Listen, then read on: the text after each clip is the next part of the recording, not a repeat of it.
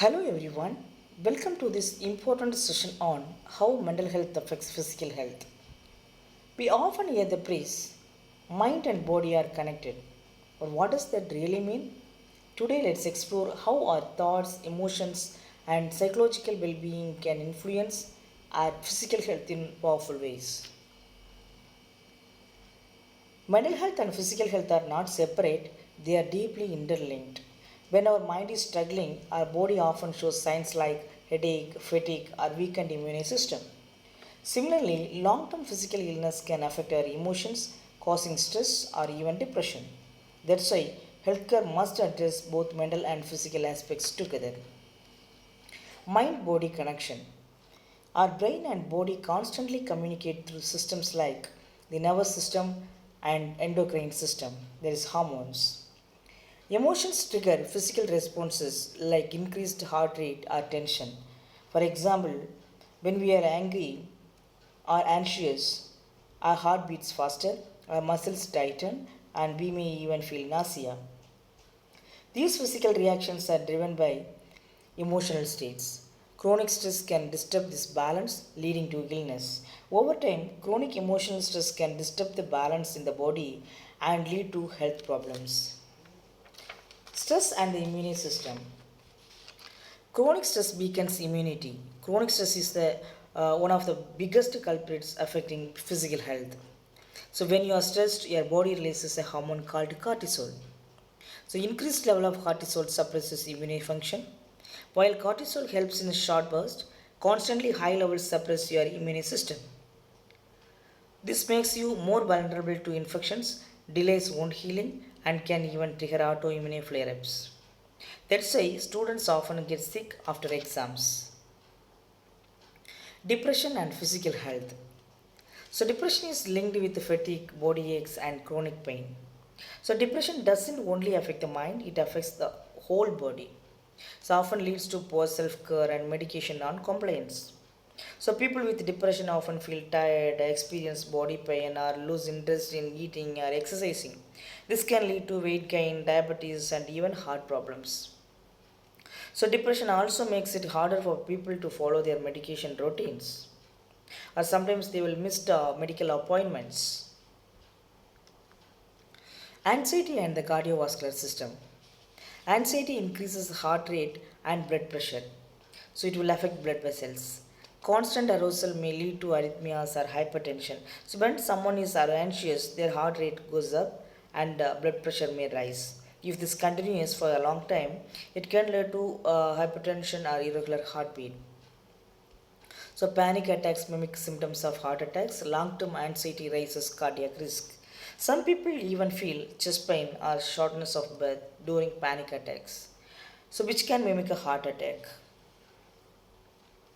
Sleep disruption. Mental health disorders disturb sleep cycles. We all of us know sleep is very much essential for us. So, poor sleep affects immunity, memory, and concentration. Increases risk of diabetes, high BP, and inflammation. So, good sleep is essential for physical health as well as mental health. So, mental health conditions like depression or anxiety often cause insomnia or disturbed sleep. So, when we don't sleep well, what will happen? Our immune system weakens, memory worsens, and blood pressure increases. Also, lack of sleep increases the risk of diabetes and weight gain. So, if you are not sleeping well, it is important to address both mental and physical causes. Then, gut brain axis. So, the gut and brain are connected through the vagus nerve. So, have you ever felt butterflies in your stomach when nervous? That's the gut brain connection.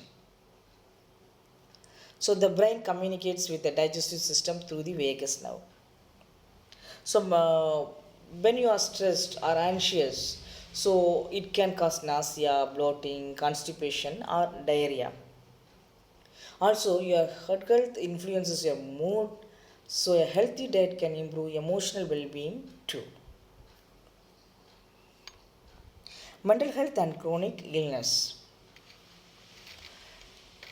Depression and anxiety often coexist with chronic conditions. So, people with chronic conditions like diabetes, asthma, or arthritis often experience depression or anxiety.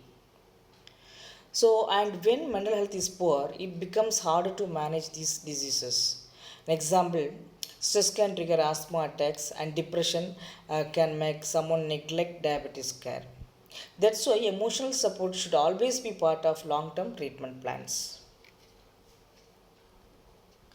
Lifestyle and risk behaviors. So, mental health problems can also lead to unhealthy behaviors. Smoking, alcohol use, and overeating may become coping mechanisms. So, some people may start smoking, drinking, overeating, or avoiding physical activity to cope with emotions. So, lack of exercise and social withdrawal increases physical risk. So these habits increases what will happen now, increase the risk of obesity, liver disease, and heart problems. But when we take care of our emotions, we are more likely to make healthier choices. So, importance of integrated care. So mental and physical health should be treated together.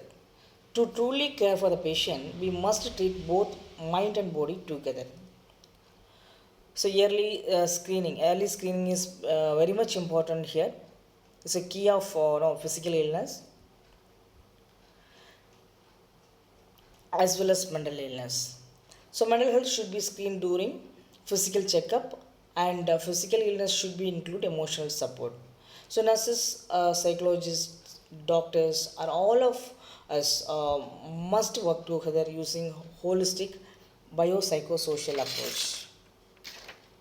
So this improves treatment results, recovery speed, and overall quality of life of the patient. In conclusion, mental health and physical health are not two separate things. They are two sides of the same coin. Mental disorders can affect sleep, immunity, digestion, the heart, and more. And physical illness can lead to emotional distress. When we care for our minds, we care for our bodies, and vice versa. Let's build a world where both are treated with equal importance. Thank you.